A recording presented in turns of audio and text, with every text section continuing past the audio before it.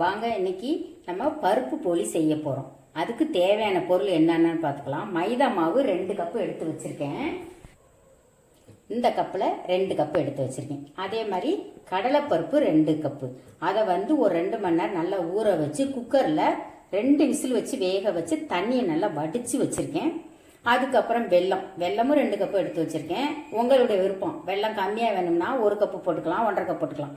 அது உங்கள் விருப்பத்தை பொறுத்தவரை. இப்போ வாங்க நம்ம அந்த மாவு பிசையலாம். அதுக்கு முன்னாடி இப்போ இதில் ஒரு மஞ்சத்தூள் ஒரு 1/4 டீஸ்பூன் போட்டுக்கோங்க.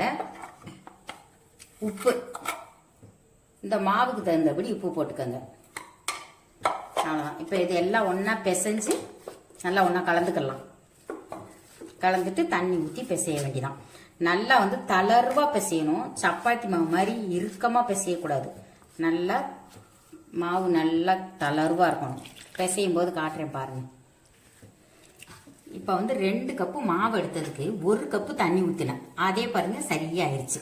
பிசைஞ்சாச்சு பாருங்க. மாவு எவ்வளோ தளர்வாக இருக்கு பாருங்க. இதை இப்படியே வச்சிடணும்.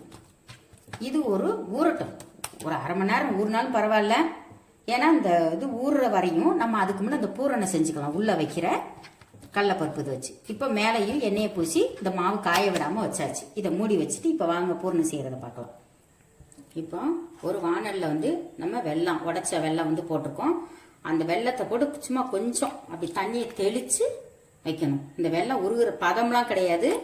இதுக்கு நல்லா அந்த வெல்லம் பூரா உருகி வரணும், அவ்வளோதான். இப்போ இந்த வெந்த பருப்பை நல்லா கரண்டியிலே இப்படி மசிச்சு வச்சுக்கோங்க. அந்த பருப்பு தெரியாத மாதிரி. இல்லைன்னா மிக்சியில் போட்டு ஒரு ஓட்டு ஓட்டிட்டு வந்துடுங்க. வெல்லம் இப்போ நல்லா கரைஞ்சிருச்சு. இப்போ இந்த வெல்லம் கரைஞ்சி நல்லா வடிகட்டியாச்சு. இப்போ எடுத்து வச்ச பருப்பை போட்டலாம்.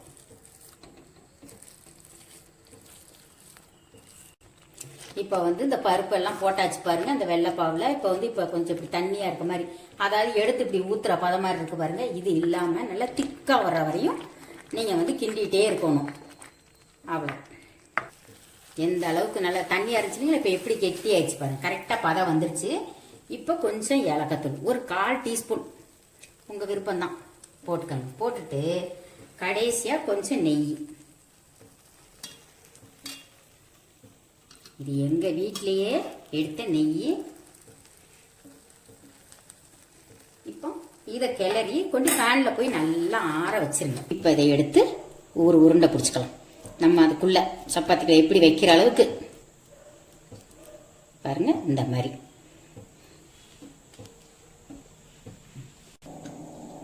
இப்போ இதுல இருந்து மாவை கொஞ்சம் எடுத்துருவோம்.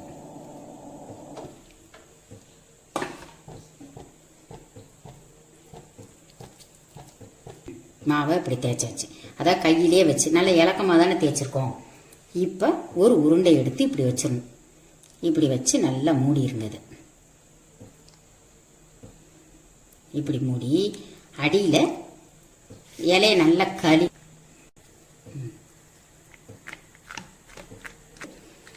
சப்பாத்தி பாதை சைஸில் இப்போ தேய்ச்சாச்சு. இப்போ இதே மாதிரி எடுத்து தோசைக்கல்ல இப்படியே போட்டணும். போட்டு இப்படி எடுத்தீங்கன்னா வந்துடும், ஒட்டாமல் வந்துடும்.